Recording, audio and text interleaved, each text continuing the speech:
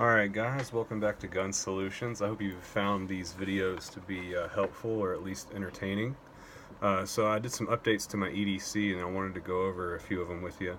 And in addition, we'll be talking about some of my upcoming trainings that I want to do and some of the gear that I'm going to be using for that. So to start with, EDC hasn't changed too much. Still got the alien gear for now. I'm waiting on a A&R design holster to come in for appendix. And I'm going to start carrying it like that for a while just to lighten the load on my belt and prevent my pants from sagging as much as they've been doing. Sometimes I'll carry these quick strips depending on how frosty I'm feeling, and where we're going. And then I also got this Streamlight a while back. It's just a little flashlight. It takes a AAA battery, Streamlight Micro Stream. And I found it pretty useful. I've done some training with a Glock pistol and using this for low light and no light conditions training. Found it pretty useful. Still got the old silicone ring there, and then of course my 5 defense rounds. But I know what you're really asking is, well, is he carrying anything new? And I am, and it is a Smith & Wesson 649 stainless steel 5-shot revolver, chambered in .357 Magnum. And I gotta say, it shoots nice. I've been shooting double action only. Went to Triangle Shooting Academy the other day and did some transition shooting, or reflexive fire rather, where the target faces you for a moment and then it flips where you can't shoot it, and flips back to you, over a series of repetitions.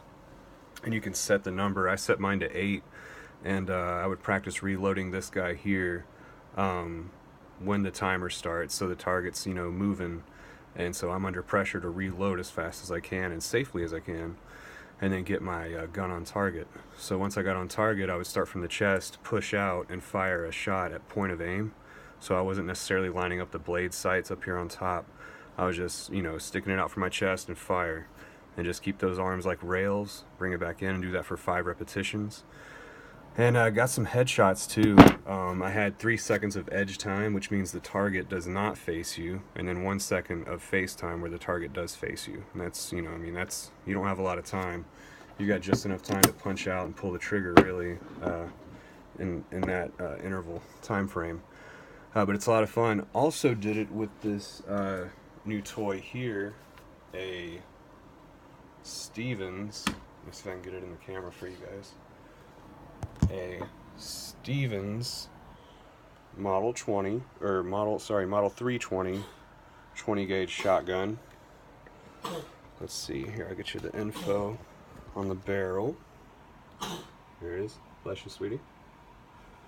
Alright, got the ghost ring sights, fiber optic front there. It's a 5+1 standard pump shotgun, just made for defense. Got the pistol grip, and I have the single point sling attachment on it. Which I'll show you guys in a little bit as well. So here's the sling attachment, and you just attach a sling to this guy right here, and you can pop it on and off as you need. It makes it very convenient and useful. But I've got some snap caps in it, so I'll rack it for you guys. So there's that. Here comes one of the snap caps here. So these are very useful for training. These are tipped in spring-loaded snap caps. You can use them. You can insert one inside of the tube with randomly with 4 other rounds, and you can practice malfunctions. Work on not jumping the gun forward. I also did that with the revolver and some snap caps during the training the other day, and found that very useful. So yeah, this is a very solid shotgun. I fired 55 20 gauge slugs that were made for smoothbore shotguns. Make sure you do that, or you'll scratch your barrel. And I had 0 malfunctions, other than if I wasn't pulling or pushing the pump, hard enough or fast enough. But really good, fun, reflexive fire with slugs. They put a hole in a target, about yay big, like that. And you can definitely start to tell after about 10 shots. So again, I did the reflexive fire, with the shotgun. I haven't worked transitions yet, but that's what I'm going to try to start working, where I would transition from the shotgun to the revolver and back to the shotgun. And of course, reloading both. I learned recently you want to load your secondary firearm first, meaning your revolver or your pistol, whenever you have to draw it, and then you will load your primary weapon. So tell me what you guys thinking about that. There's a million ways to skin a cat, so you know, we'll get all kinds of answers. So the next thing is this Barsony pouch here, made for speed loaders. I got a HKS 36, which is made for 5-shot revolvers, and you just turn this little guy here, and your rounds come out into the revolver like so. So it'll look kind of like this, and you got to really, you know, practice it, because sometimes your rounds won't actually go into the cylinder. And that's it. And you can hear that? It's like butter. I mean, this thing is very nice.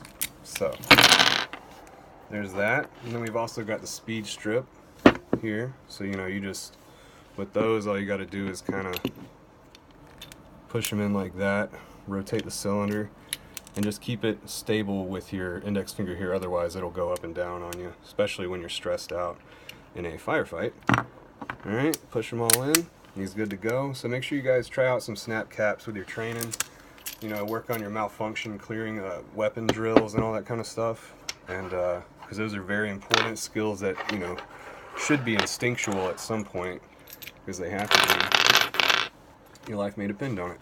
So still got the speed strip pouch here that I showed you guys before. Right now I'm using this paddle holster for transitional training with the revolver and shotgun. It's a Phobos paddle, but I don't like it. It tends to come out with the gun sometimes unless you cinch your belt down gut-wrenchingly tight, and it's not comfortable. So I've got another one on the way from Alien Gear that is an OWB, and it will be a lot more comfortable and sturdy, I hope. So to go over some more of the training aids that I have here, I just got some fingerless shooting gloves by Blackhawk. And these gloves, I found them pretty useful. It's a lot harder to reload and manipulate your weapon with gloves on, you know, even if they're fingerless. So it's a good skill to have, because in the trainings where I'm going to have to use both guns, I'm going to probably have to use gloves most likely. Of course, you know, the missus doesn't like if I get blisters on my hand, so I try to prevent that, and these help. Here is the sling for the single point tie down on the shotgun. It just clips onto it, so like this. I don't know if you guys can see it. I apologize. I'll get some better equipment at some point, but nevertheless, it's a wife nail polish. Okay, nevertheless, so you have your attachment point here. You can do a sling swivel or a clip. I have a clip. Put that on, and it's good to go. Very useful. I like it better than 2-point, and definitely better than 3-point slings. 3-point slings, I mean, you feel like you're gonna get put in a straitjacket by your gun. So yeah, and I got, instead of a range box, I now have a range bag. You know, it's just a Targus book bag. I found that really useful for organizing all my equipment. And of course I made sure to get a 20 gauge bore snake by Hops. Those things work well, because that shotgun was dirty after those slugs, and it still smells. But you know, I like the smell of gunpowder. So anyways, thanks for tuning in if you stayed for the whole video, and hope to see you guys again in the future.